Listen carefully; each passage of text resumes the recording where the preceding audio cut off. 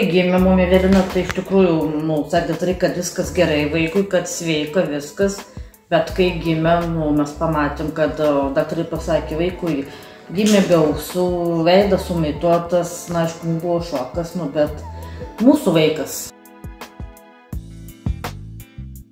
Tai labai tokia meilė, iš tikrųjų, geras vaikas ir jinai prieina prie viso, apsikabina viską ir mes nežinom, mes tada siekiam vaikui, kad būtų padarytos ausytės.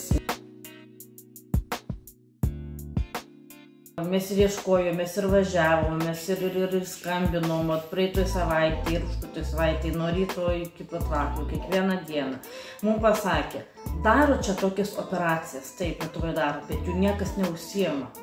Nes vaikas, kad būtų bandymo triušių, tai tikrai mes nenorim, kad vaikas būtų. Ir padaryti tą operaciją, bet nekokybiškai. Ir tie randai visokiausi, tie susijungimai būtų visai kitaip vaikui. Ta operacija mums kainuoja 30 000, mes jau esam surinkę, pas Evelinos sąskaitų jau yra 10 000.